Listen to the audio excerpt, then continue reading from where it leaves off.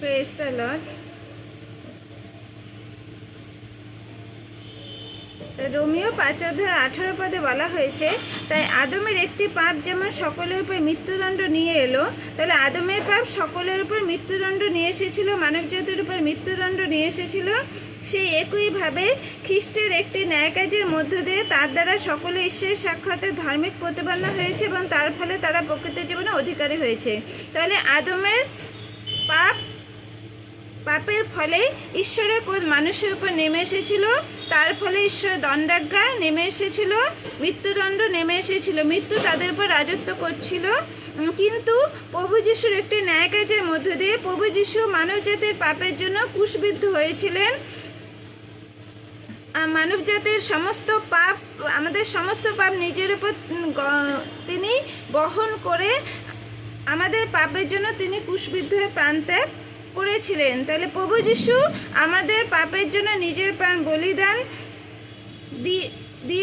দিয়ে তার বলিদান দিয়েছে, তার দ্বারা সকলেই ঈশ্বরের সাক্ষাতে ধার্মিক প্রতিপন্ন হয়েছে। যারা প্রভু যিশুকে বিশ্বাস করেছে, উদ্ধারকর্তা রূপে স্বীকার করেছে, তারা সকলেই পিতা পরমেশ্বরের সাক্ষাতে ধার্মিক প্রতিপন্ন হয়েছে, আর তার ফলে তারা প্রকৃত জীবনের অধিকারী হয়েছে। সুতরাং যেমন একজনের অবাধ্যতার ফলে সব লোক পাপী বলে গণ্য হলো, তাহলে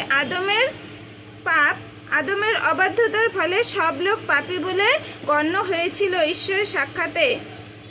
সেরকমভাবে একজনের বাধ্যতার ফলে অনেকে ধার্মিক প্রতিপন্ন হবে। সেরকমভাবে প্রভু যিশুর বাধ্যতার ফলে প্রভু যিশু পিতা পরমেশ্বর বাধ্য হয়ে নিজের প্রাণ উৎসর্গ করেছিল মানবজাতির পাপের জন্য।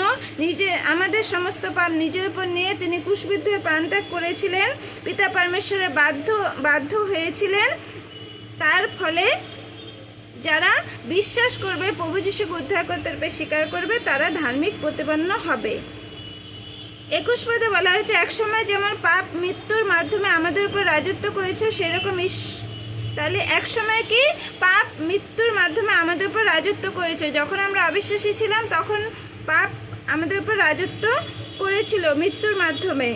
সেরকম ঈশ্বরের লোকদের উপর তার মহা অনুগ্রহ দান করলেন, যাতে সেই অনুগ্রহ তাদের ঈশ্বরের সাক্ষাতে ধার্মিক প্রতিপন্ন করে। যারা প্রভু যিশুকে বিশ্বাস করলো, আমরা যারা প্রভু যিশুকে বিশ্বাস করেছি, ঈশ্বরের সাক্ষাতে ধার্মিক প্রতিপন্ন হয়েছি, ঈশ্বর মহা অনুগ্রহ দান করেছেন।